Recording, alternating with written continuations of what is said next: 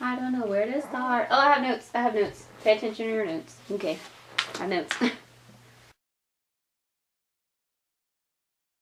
Hey y'all, today I'm going to do my like C-section advice and delivery story video. So the first part is going to be like tips that helped me after my C-section and during my hospital stay, and then the second part is going to be my delivery, just like a summary of what happened. So if you'd like to see more, then just keep watching.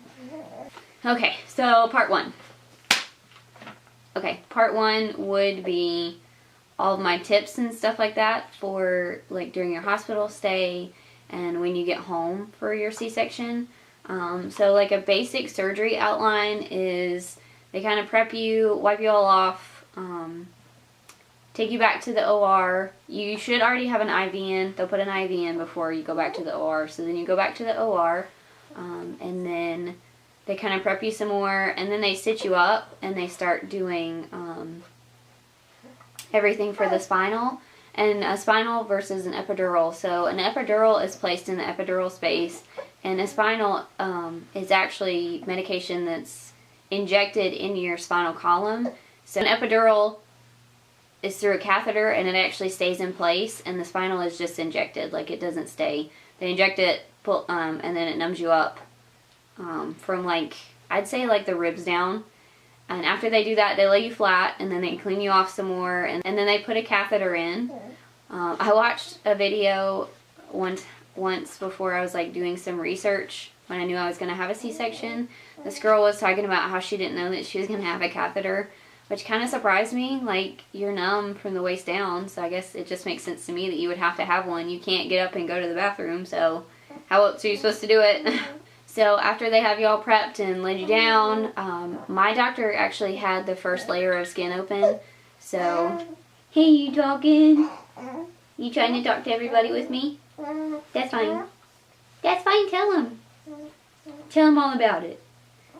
That's how you were brought into the world. I know. I know. He's doing tummy time right now. But, so she had the first layer of skin open, like the top layer and the fat and everything, and it already pulled my muscles aside. And then they brought my husband in, and then once he was in, she opened everything else up, like opened up my uterus and then pulled him out and showed him to us, and my husband got to take a couple pictures, and then they weighed him and everything. Then they put you in recovery. I was in recovery for an hour, and then we went to the room. Well, I stopped by the NICU on the way to the room, but I'll explain that later in the second part. Okay, so that's a brief overview of like what the surgery is like.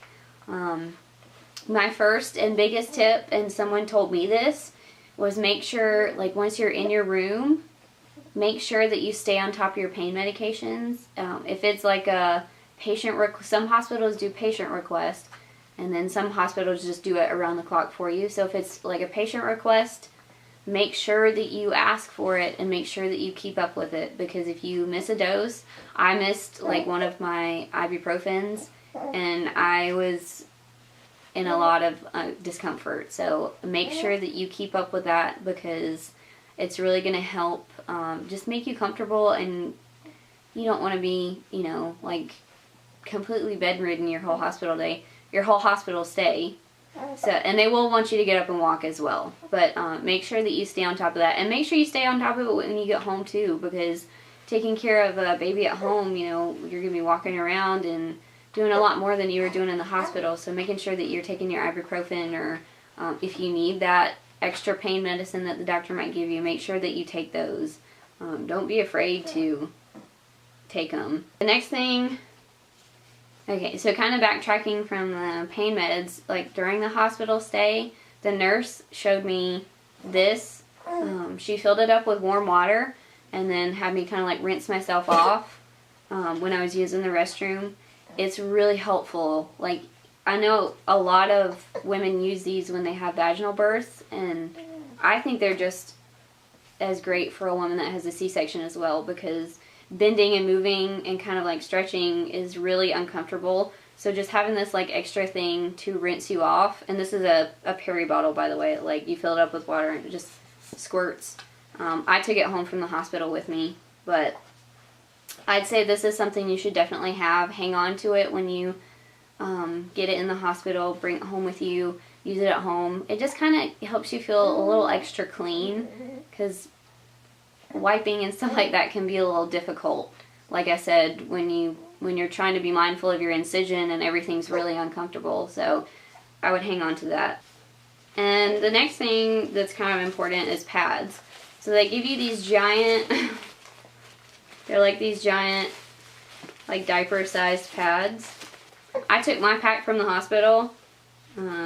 Just depending on your bleeding, you might ask them for an extra pack.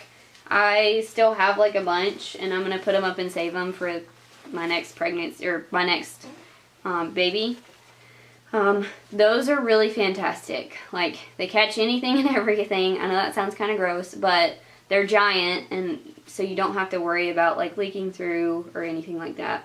Now, when the bleeding gets lighter, my favorite ones were the Kotex. They're just the regular ultra thins. They're still kind of thick, but they're not quite as bulky as those pads. So they're a little more comfortable. It doesn't feel like you're wearing a diaper. And also, I really like these. I think these are always. I think these are thins too. But I really like those for when things weren't as heavy. Because when stuff's not as heavy, goodness, you twisted yourself all the way around. When it's not as heavy, I don't, like I said, I don't want to feel like I have to wear a diaper all day. So I would definitely invest in different types of pads, like different sizes. Those were just my favorite. And definitely bring the pads that they give you home from the hospital, because I used them and I'm sure you'll need them.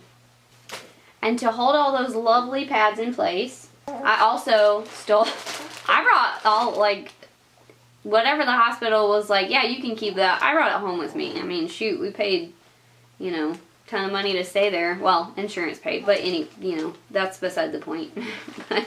So we were paying for it basically, whether insurance covered it or not.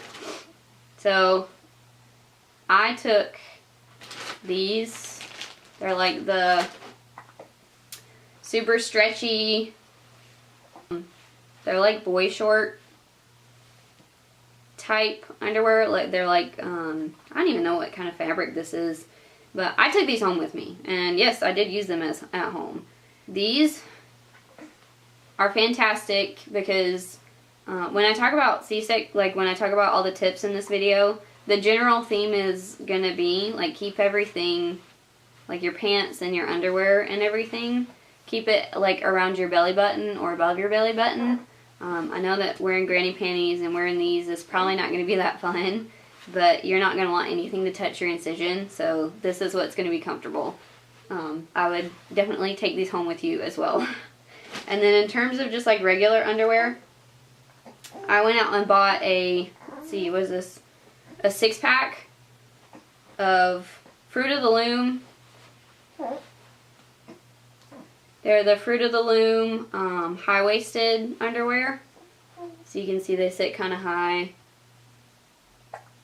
and have a nice stretchy band. I like these as well. I did wear them in the hospital, but I wore them mostly when I got home. And these do a really good job of keeping the pads in place too, because they're a little bit tighter than the hospital underwear. The hospital underwear are really stretchy, but they're really comfortable.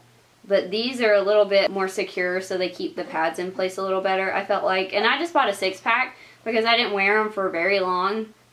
A couple weeks later, I was able to just go back to wearing my regular underwear, because the underwear I wear have like lace across the top of them, which didn't bother my incision very much. But these, you know, when your incision is still tender and when that area around it is still tender, these are really good. They sit like right below your belly button. And then in the hospital, I actually packed these pants to go with me. I got these from Target. They have a super stretchy waistband, and you can actually fold it down. But I kept it up over my belly, and it just kind of made everything feel kind of secure, and it puts a little bit of pressure on that area, which brings some relief. Along with these pants, my cousin got me these for Christmas, and they're kind of high. I think they're actually maternity pants. They're like, yeah, they're the Jillian O'Malley sleepwear pants, but they have a super stretchy band. They're really soft, and they sit kind of high. So, like I said, keep everything at your belly button or above your belly button, because you're not really, if you're like me, also part of the area above the incision was really tender too. So like for a little while it kind of felt like I had a sunburn, so my skin was sensitive too. And if you have to go out for any reason and just want to wear pants, like I would just stick with your regular maternity pants. These are from Target too, and they're just the ones that go above your belly. So nothing's touching your belly button and nothing's touching that incision area. And I also wore leggings too because they sat in that same area. But I like Target's pants. They're really nice, and this part is really soft. So, like I said, keep everything above that area and it won't rub on it and make it uncomfortable and irritate it, because you don't want that. Next thing would probably be cleaning your incision. So after you are able to get up and after they take the catheter out, they're going to want you to shower, and the nurse will tell you to wash off with like a mild soap and stuff like that. Now, my doctor didn't use staples. She used dissolvable stitches, and then she put steri strips over the outside of the incision. So all I had to do was wash the area and then pat it dry and make sure those steri strips stayed dry. I used the baby wash. It was really mild. It's really gentle. You can use like Cetaphil and stuff like that. Just some gentle cleansers that aren't going to irritate your skin or irritate the incision. And you definitely want to keep it clean. Like, I know showering's going to be kind of hard, but if you don't keep that area clean, if you don't keep it washed, you could get an infection and stuff like that, that would not be good. Hey, Pussyhead. If y'all can hear him in the background, I'm sorry, but you'll just have to get over it because he's awake right now. So the next biggest tip I would probably have would be walking. As soon as you can and as soon as they will let you, I would get up and start walking. Of course, they're going to want you to get up and shower too. So I would just get up and start walking like the halls, just walk around your room. That was one of the biggest tips that my OB actually gave to me, was that walking is going to help the healing process and just help your just everything feel better a little bit faster. Like, don't sit. She told me not to sit on the couch and be a couch potato, so that's exactly what I did. You know, I got up, and we have stairs at my house anyway, so I had to go up and down those. I know they say not to, but we don't really have a choice. But walking is definitely one of the biggest tips that I would give along with that pain management tip, is just get up and get moving. It's going to help you heal faster. It's going to help you feel better faster. It's going to work those muscles out and stuff like that. So that's definitely something that's very important.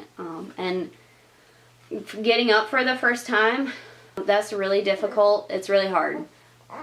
I know some people, there's mixed reviews on C-sections. Some people are like, oh, it's not that bad. Some people are like, oh, it's like the worst thing I've ever done. Some people are like, oh, I'd do it every single time if I could.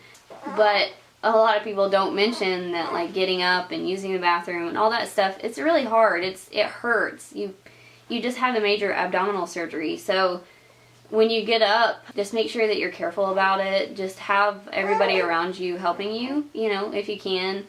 And the nurses, of course, will be there to help you get up. But that to say, when you get up, my hospital, did you just toot? Excuse you. Goodness, bud. I'm keeping that in there. But when you get up, there's a tiny pillow, it's almost like a half pillow that they have, or I had in our hospital. Make sure you hold that over your incision, and it'll actually help you, again, like those pants, it puts pressure on that area, it puts pressure on the incision, and just kind of makes it feel a little better.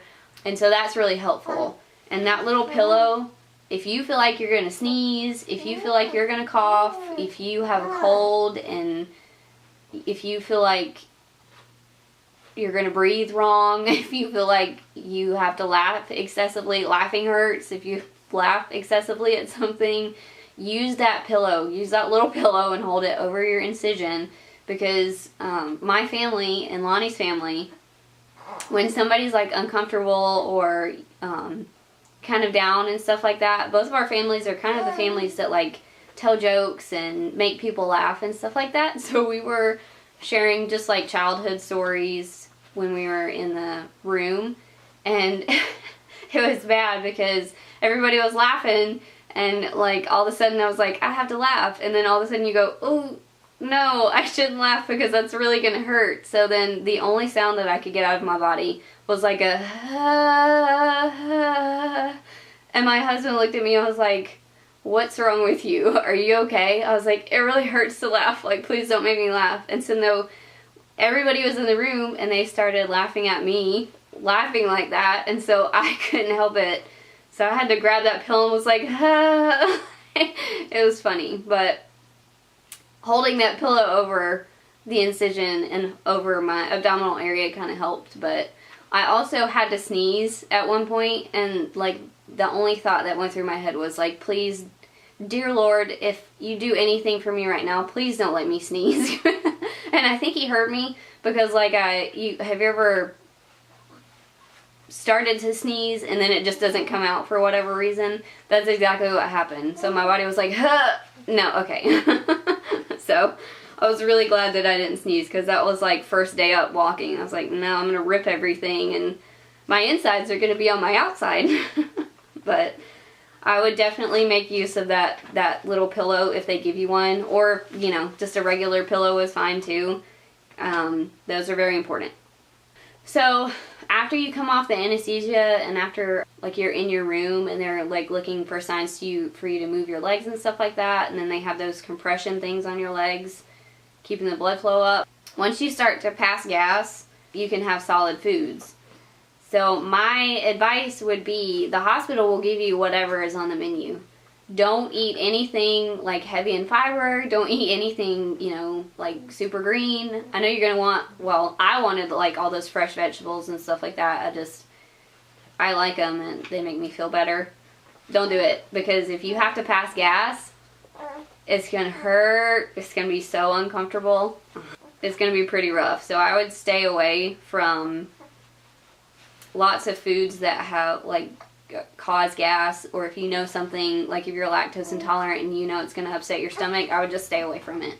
I would just stay very far away from it. And on the side of food, make sure you're eating lots and lots of protein, because protein is going to help rebuild that area and it's going to help heal the incision and rebuild the parts that have been cut open and stretched and everything. So make sure you're eating lots of protein and drinking lots of water. I know that's probably like a tip that everybody gives, but it's very important. Protein is really going to be something that helps heal that incision up. I think that's pretty much it for my tips. Other than that, I guess using the bathroom as well was kind of uncomfortable. It's pretty painful. I had to like hold on to the rails, like the handicap rails in the bathroom. And you just kind of have to brace yourself. But I mean, you'll get through it, and eventually it'll become less and less painful every day. In terms of like what I do now to take care of my scar, I use like, yeah, tell him. Say, yes, she does. Yes, she does. You see the duck? I use coconut oil. I'm actually almost out of this. So I got this in a Sephora play box, and I used it while I was pregnant too, and I really liked it. I feel like it helped kind of keep the stretch marks at bay, but it's just coconut oil. You don't have to go out and buy the specific brand. It's just what I had, and I use it on my scar now, and I feel like it does a pretty good job of keeping my scar kind of moisturized so that it doesn't get like, you know, dry and stuff like that. Oh, also another tip I would have, no, I don't know where to add this in because now I've already talked about pants. Last thing that I would probably note is that your, like right above your incision can be numb. Mine still is. He's like 2 months old at this point. Some people, it doesn't ever come back. Sometimes you can start to get the sensation back, but if you're numb, I wouldn't freak out about it because it pretty much happens to everybody. So I'm still numb at this point. Okay, so last part would be the birth story. Just kind of like a summary of what happened to us and everything that we had to deal with getting him here. So my pregnancy was a little bit complicated, kind of starting from about week 24 or so. So I went in and I had an ultrasound, and she saw that I had a partial previa at that point. I don't think it was complete. So if you don't know what placenta previa is your uterus sits like this, and this is your cervix. So your placenta kind of covers your cervix. So that means that when the baby tries to come out, you're having placenta come out as well. And if you know what placenta is, it's just like a big scab, basically. So it's blood and all the nutrients and stuff for the baby. So if you try to give birth vaginally, 9 times out of 10 you're going to hemorrhage. Now it can move out of the way. So I was still 24 weeks at that point, so she wanted to keep checking it to see, because the uterus can pull it up and pull it out of the way. Well, mine never moved. So at like 35 weeks or so, it was like 34 weeks, I was like, you know what, screw it, I don't want to check it anymore. I'm not going to get my hopes up. Let's just schedule the C-section. It's not going to move. It hasn't moved at this point. And if you tell me that I can't give birth vaginally because it's too dangerous, then I'm not going to. We'll just plan the C-section. So the C-section was planned for December 21st. And actually, before that, I had other complications. Like I had contractions from 28 weeks. Yeah, 28 weeks until I delivered. And she put me on nifedipine for that as well. So I also had to go to the hospital and do like a magnesium drip, is what they call it. That was awful. That was like the worst. Kudos to any mom that has done that. You're a champ, because that sucked. But so with placenta previa, you can have bleeding episodes. Some women have lots of them. Some women don't have them at all.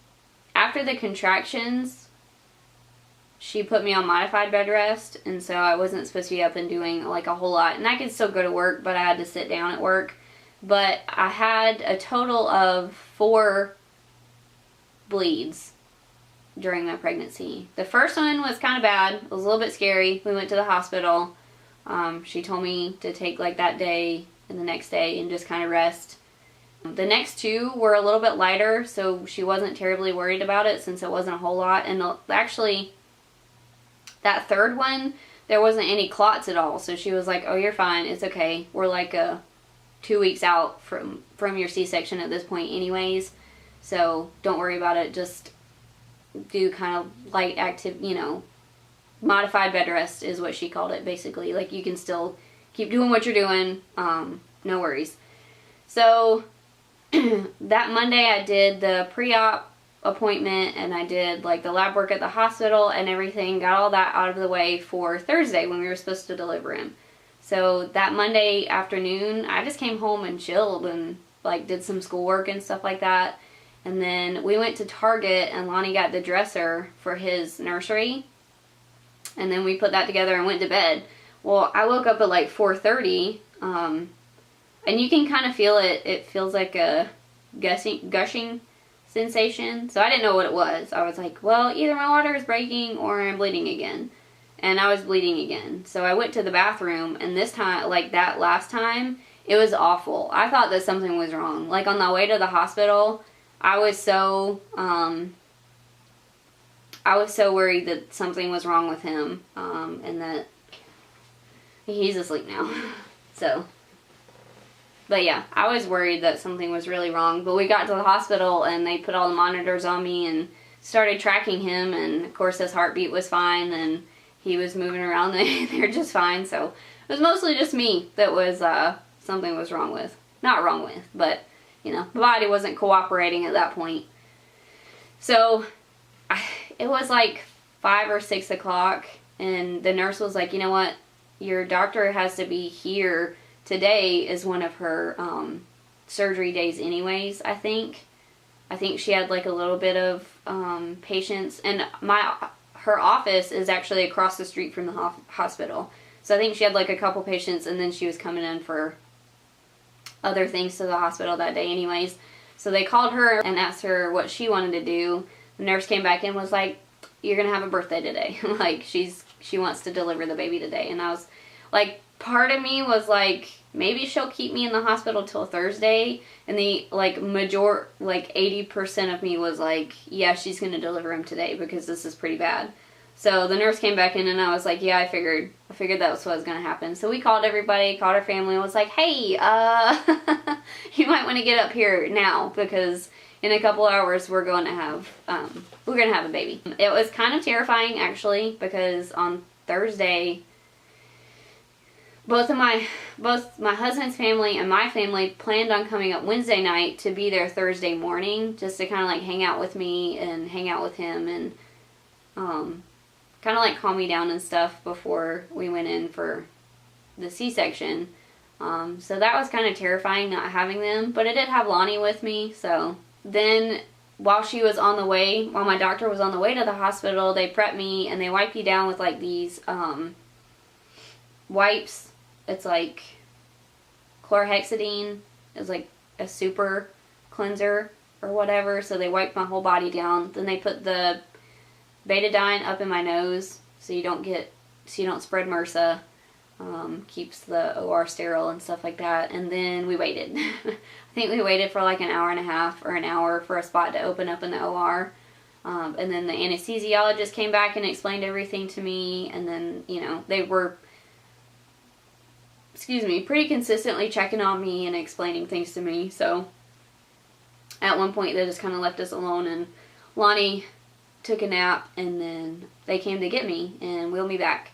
And I remember like looking at Lonnie being absolutely terrified, and then I grabbed his hand and had to be wheeled away. So they wheeled me back to the OR, which is kind of scary because all the nurses and all the doctors are like talking to one another, and you're just kind of like laying there like, hey, I'm going to have surgery, so this is going to be fun, right? And they're just, pushing you back there. But I think my doctor could tell that I was pretty scared at that point, because I think she saw the look on my face and looked at me, and she started asking me questions that I'm pretty sure I had already told her. Like, she was like, so what's the baby's name? And I was like, Kevin James. And I was like, wait, I know what you're doing. See what you're doing. So she is an amazing doctor. But then they wheeled me back and did the spinal and all that. The spinal was kind of terrible. The nurse, they have you round out your shoulders and like bring your whole body forward, kind of round over the baby. I have a really short torso, so it was really hard for me to do that. Towards the end of it, they give you a pillow to hug too, along with the nurse that she is pushing on your shoulders. My face was like in the pillow and I couldn't breathe, and like I kind of jumped because the needle and stuff like that, and they were like, don't move, try your hardest not to move. And I wanted to be like, I can't breathe, but I didn't want to talk because then I would move. So I came up from the pillow, I was like, like gasping for air, and the nurse was like, oh my gosh, she's like so sweaty, and was like getting my hair out of my face. And so then they lay you back and then you go numb from the ribs down. It's really weird. Your legs start to get like really heavy. And then they put the catheter in after that, which I was really thankful for, that they didn't put it in beforehand, because that's not fun. Then the anesthesiologist takes like a little needle, and she just kind of touches it. She touched it to my shoulder and was like, can you feel that? And I was like, yeah. So she went down my body. And at one point I was like, yep, nope, can't feel that at all. I don't know what you're doing, if you're doing anything. And then, like I said earlier, the doctor already had the first layer open, the skin and the fat and everything. And then they brought Lonnie in. So I thought that they were going to bring Lonnie in by my head, because there's an exit, like an entrance and an exit by your feet, and an entrance and an exit by your head in the OR, like, two separate ways to come in and go out. I thought they were going to bring him in up here. Walked him straight past everything. He got to see everything open, got to see all my guts. All my insides, got to see them all. Got to see me laid out on the table. I was like, oh, okay, that's good. Well, I'm really glad that he loves me.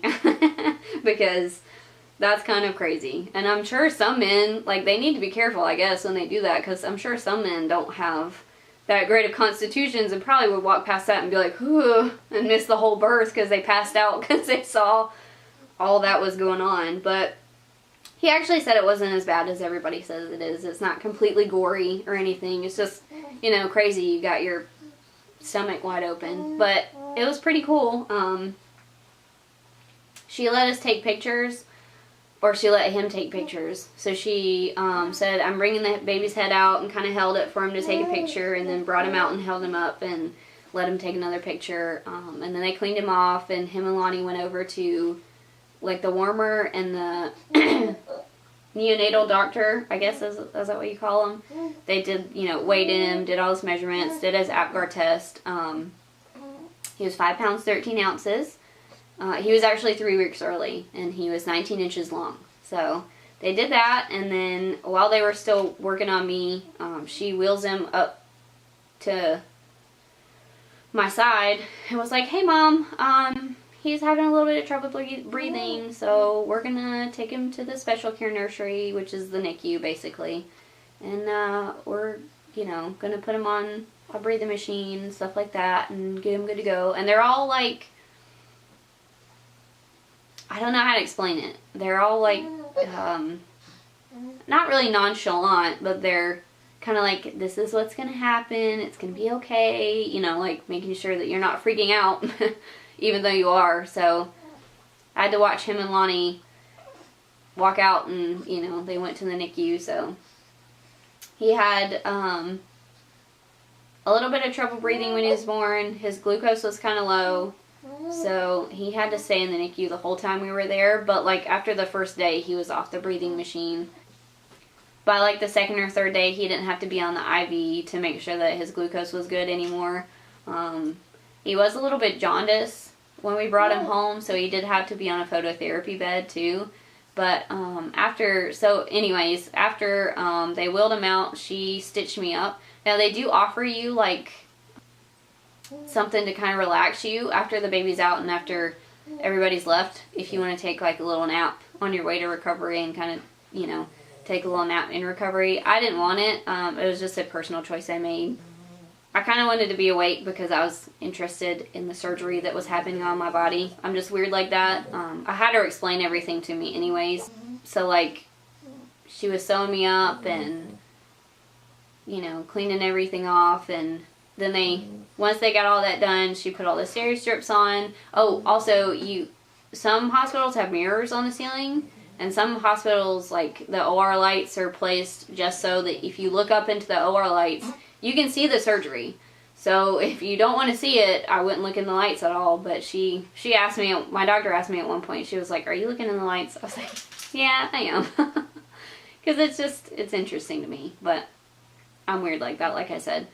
But so she got me sewed up. She got the steri strips put on and me bandaged up and everything. And then they took all the drapes down and kind of cleaned everything up. And she actually unstrapped my arms. Like, I didn't even, like, in the craziness of everything that was happening, I didn't even realize, bless you, I didn't even realize that my arms had been strapped down, which was something that I had on my birth plan, but I didn't have time to grab the birth plan with me because, you know, we were kind of racing off to the hospital. But it was something that I mentioned to her, so she was like, oh, let's get your arms unstrapped.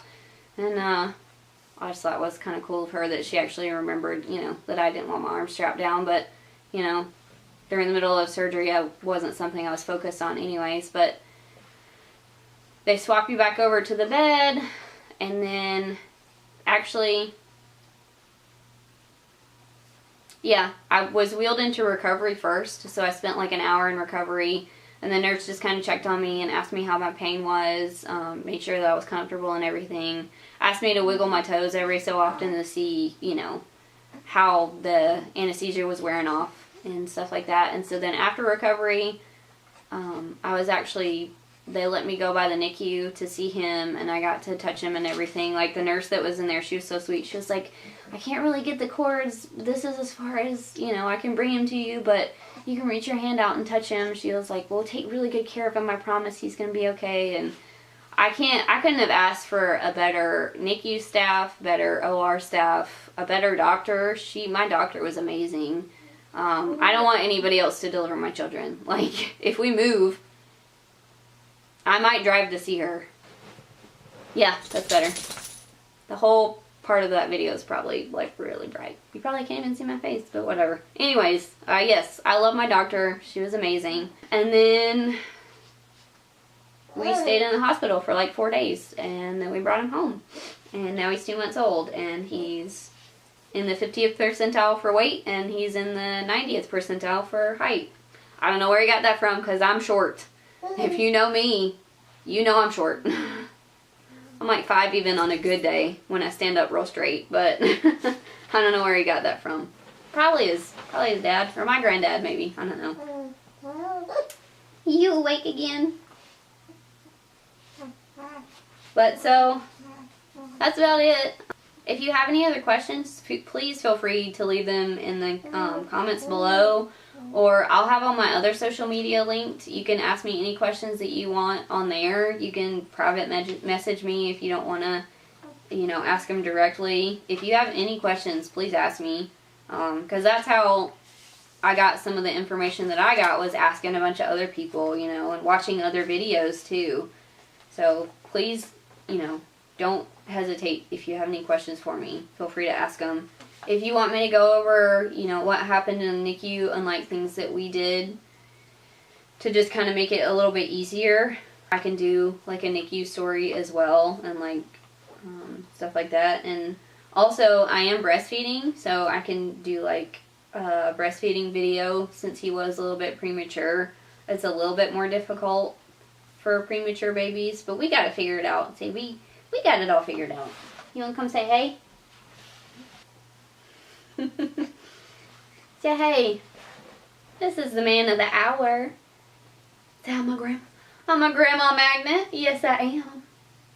Mr. Kevin James. Yeah, buddy. Hi, buddy. But thanks so much for watching. I really appreciate it. If you enjoyed the video, please feel free to give it a like. Follow me on any other social media that I'll have linked in the description box if you want to. Like I said, any questions, just leave them down below. And I'll leave stuff that I mentioned in the description box, like the underwear and stuff like that. I'll leave that linked. But yeah, thanks so much for watching. Bye. Say bye. Bye. Mwah. If you want to keep... So if you want to hear... So if you want to... Nothing like that. Excuse me. But I got this as a sample... No, I don't like that. I got this as a sample, and no, I don't like that either. Prevent stretch marks, which, I mean, who cares if you get those? It's not really a big deal, but, you know, I just like to keep the area moisturized. I don't like that either. Not yours! I'm gonna shut this window.